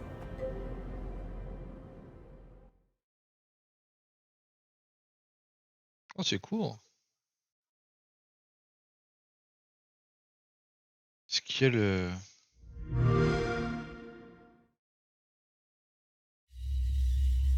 Il n'y a rien sur Steam. We have talked about so many incredible games today, and it's hard to pick a favorite, but let me just say, it is so cool that State of Decay 2 is expanding Trumbull Valley. Come on. And hey, you know what? Great job on that Flight Sim interview. Oh, thank you. I mean, talking to Jorg is always a blast, and Flight Sim is such a special game to me because, I mean, it's literally letting me travel the world. But I was staring daggers of jealousy watching you talk to Tim and Lizette over at Double Fine. Well, I will say this, I understand, but you got to play Psychonauts 2 already, so I don't even want to hear it. That's true, but it's not the same as talking to the creators. Just trust me when I tell you, be excited for Psychonauts 2. I will say this as well, I am excited to see even more of Psychonauts 2 on our Xbox Plays streams. Yes, don't forget, Xbox Plays will recap all the week's news throughout the week at twitch.tv/Xbox, so make sure to check that out. Before Kate and I let Playground Games take the wheel, let me just say that it has been our distinct pleasure to chat games and nerd out with everyone today. Oh, it's hands down the best part of the job, for sure. But we're far from done here. Too true. Now, in June, Playground Games announced that Forza Horizon 5, the highly anticipated follow-up to 2018's breakout hit open-world driving game Forza Horizon 4, arrives on November 9th on Xbox consoles, Xbox Game Pass for console, PC, and cloud, and of course, Steam. And if you're watching our Xbox YouTube channel, switch over to our Xbox Twitch channel to see all this new exclusive content. And that is twitch.tv/Xbox for the full vroom vroom experience. And if you're already watching on Twitch or one of the Forza channels, stay right where you are. Without further ado, let's dive in, starting with the new custom Forza Horizon 5 controller, which is available for pre-order today, so players can have it in hand by November 9th when the standard edition of the game launches.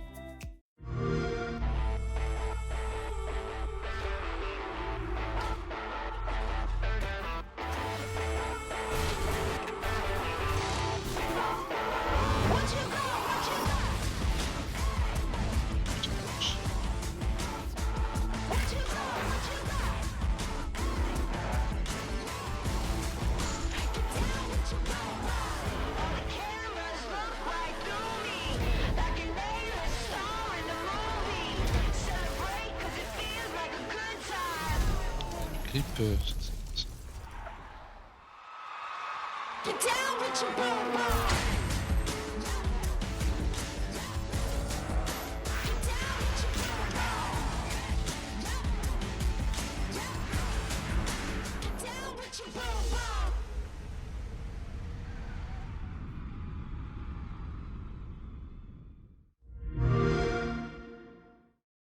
Charlie here, and I'm at Playground Games with Forza Horizon creative director Mike Brown and Forza Horizon art director Don Arcetta. Hello, everybody.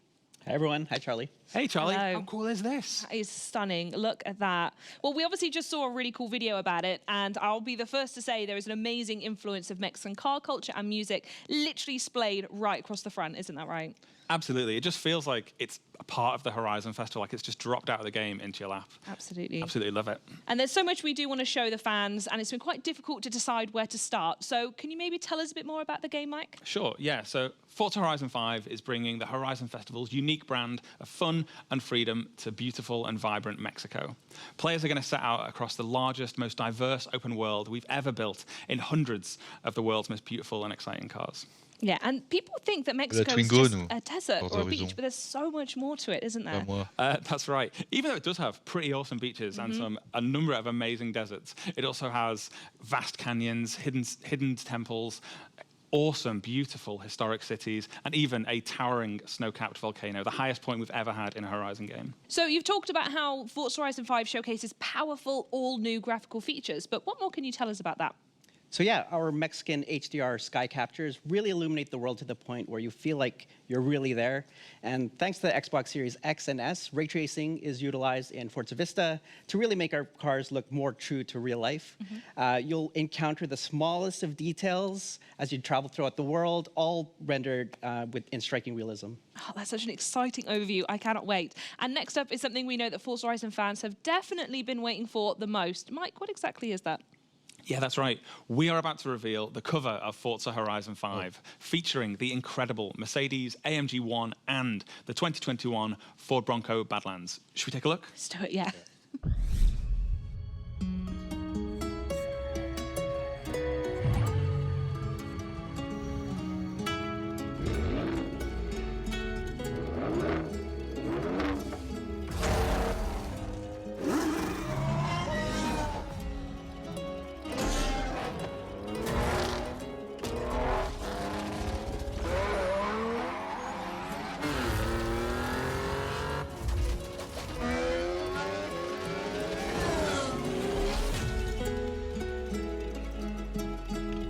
C'est Just Cause.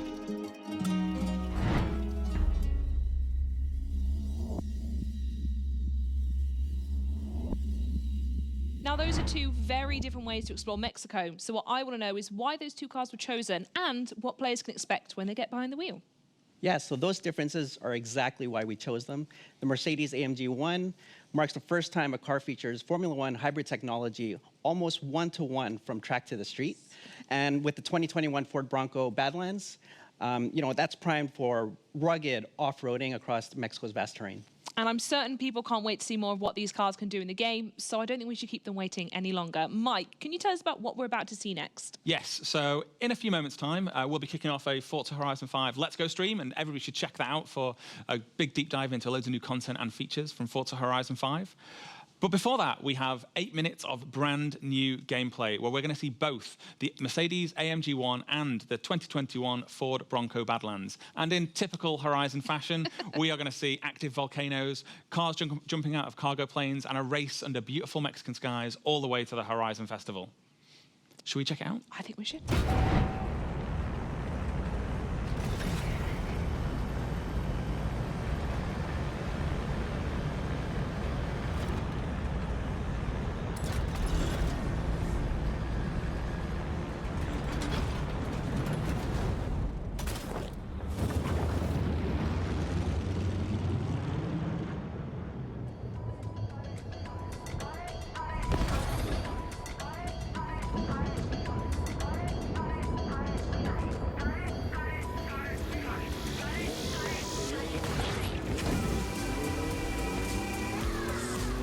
Bienvenidos a Mexico! Here, we take control of the 2021 Ford Bronco Badlands, atop of the towering, snow-capped Gran Caldera volcano. See you on the other side!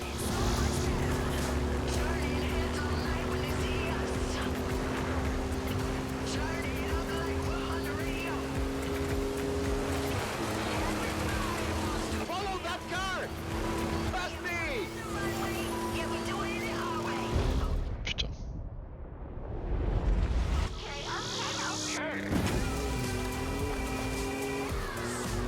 On va faire ça en vrai, hein, parce que ça marche pas. Super joli.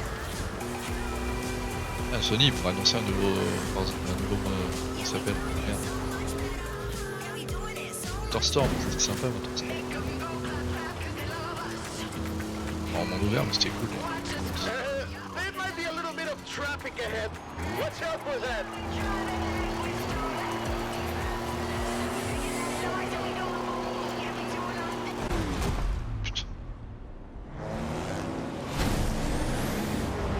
Cette pub de ouf. Piloter un avion. You go enjoy yourself. I have to go make another delivery.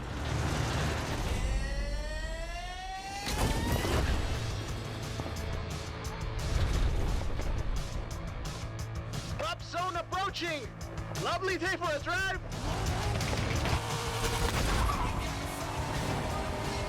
Oh la vache. So now we see the 2020 Corvette Stingray tearing up the asphalt towards a dust storm in the Mexican farmland. Outtrack the storm. Lo sigue adelante. Keep going.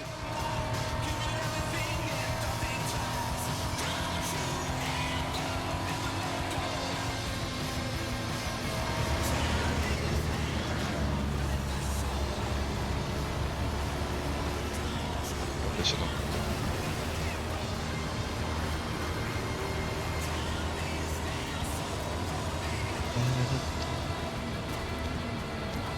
Okay. There's no other way around. We've got to go through it.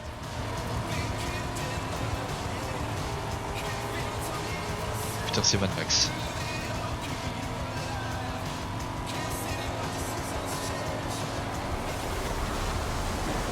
Woo! For the eye of the storm.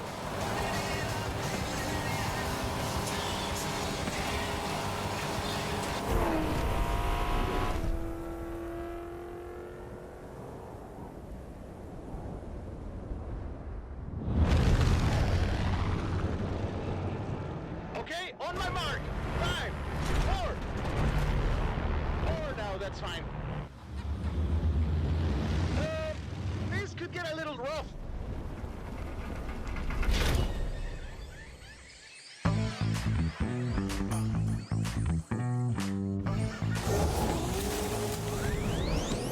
Touchdown! Not even a scratch. The jungle awaits. Next up is the Porsche 911 Desert Flyer, crashing through the dense jungle tree canopy. Flamingos!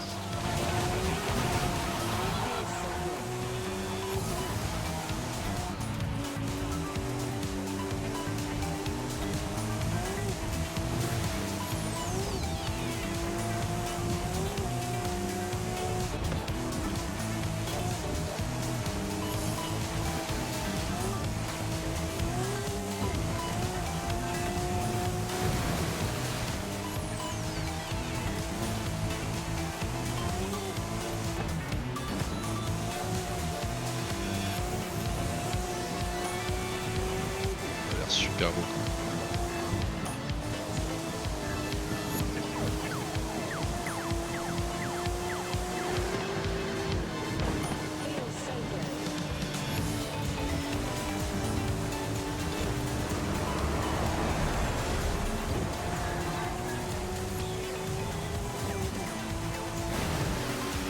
I'll swing back round and guide you through the bridge.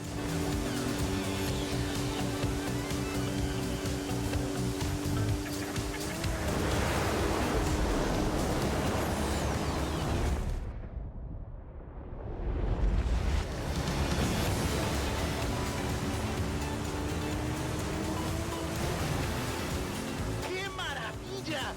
You're not gonna believe your eyes when you see this. Keep going.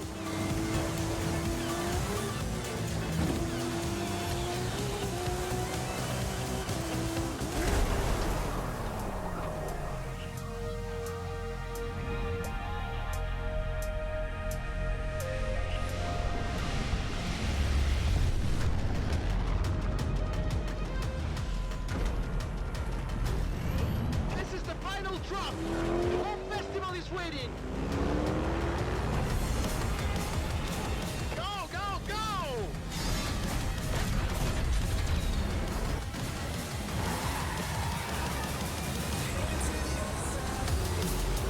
What do you say? First to the festival wins? Vámonos! And on the final leg, we have the stunning Mercedes AMG 1 at full speed across Mexico's sun-baked rocky coast. Horizon, this is Mexico. We've already had cars falling out of the sky, but all eyes are on the superstar making their way to the festival right now.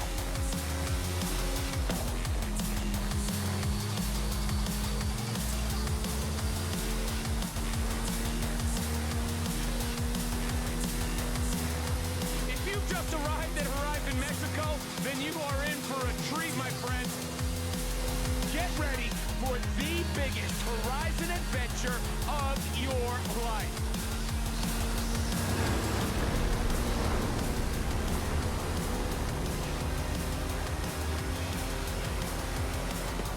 Did you hear that? Well, that is the last inbound cargo flight racing neck and neck with an AMG 1.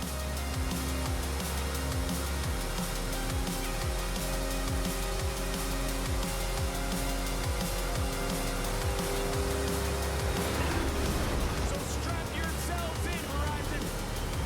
I've seen this driver before, and trust me, they know how to make an entrance.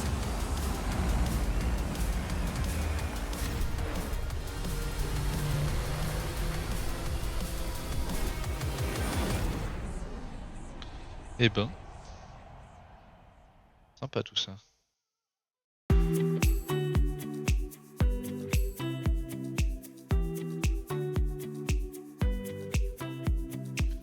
C'était cool.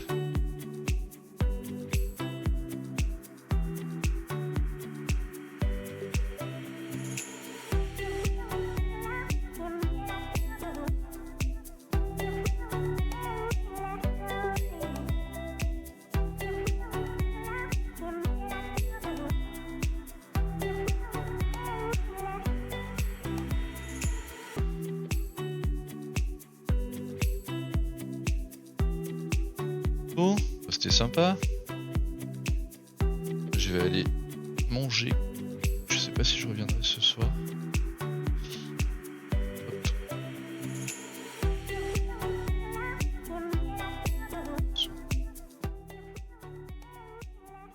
C'est cool, bon moi j'attends surtout Forza hein, honnêtement. Ça m'intéresse le plus. On verra bien après.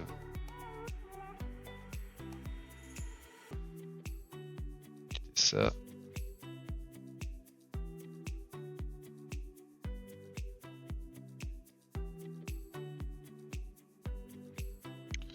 Hop. C'est bien cool. Peut-être pour revenir tout à l'heure, je sais pas. Je vais aller manger déjà. Je me suis levé vachement tôt aujourd'hui, donc peut-être qu'il n'y aura pas de stream le soir. Allez, je vais filoche moi. Couper ça. Hop. Hop. Allez. je vous dis à plus. C'est là, c'est là. Allez, bon appétit et à plus. Je coupe le stream.